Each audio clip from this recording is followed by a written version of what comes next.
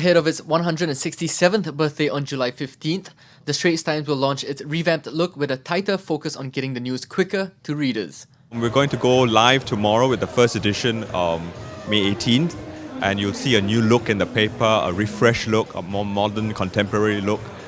We do this from time to time with the paper. We want to make sure that we're presenting the news in an efficient way so that we meet people's changing needs. We've done surveys to gather what people like about the paper and what they dislike. We've taken on board that feedback and we've shaped the product accordingly. The new look was unveiled on Thursday during a trade event held at the SPH News Centre Auditorium, which saw the Straits Times partners from the public relations and advertising industries get up close with Mr. Fernandez, who became the editor of the paper in February.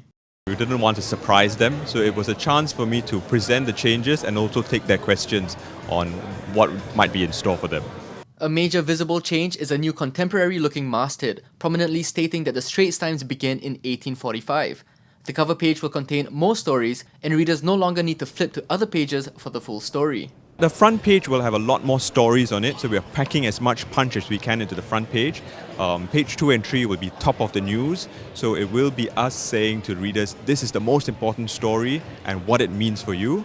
And then we'll have a summary page, which is the news in 5 minutes for our busy readers to say, this is all you need to know before you rush out the door to go to work. Short, sharp, and then if you've got more time, come back and read the rest of it later in the day.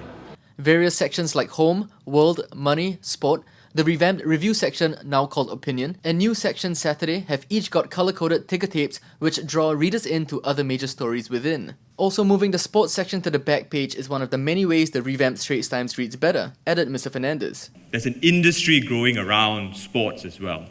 And when we did our survey recently, we found that 30% of our readers say that if they had to pick one section to start reading the newspaper with, they start with sports.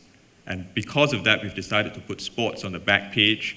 We think it's an increasingly attractive draw. So we're going to give it that prominence and play out the sports pages from the back, like many newspapers around the world do. And guests at the event seem to like the new look of the paper. I think it addresses some of readers' issues because I also have an issue of, being on the front page and after I read the article, they tell me to flip to page 10. I'm like, what? But I think it's really interesting. They have been listening to the readers and they have addressed their issues. Yeah, I think the new look looks quite interesting. It's quite youthful, should appeal to the young. So hopefully the editorial will appeal to the young as well. I think it's interesting the way they dissect it. Much more easier reading. Well, I like the fact that they have tickers and they have the reminder boxes in the first page to tell you what's going on, things for you, news for you to catch up on before you leave the house. A certain vibrancy, energy and sense of being contemporary.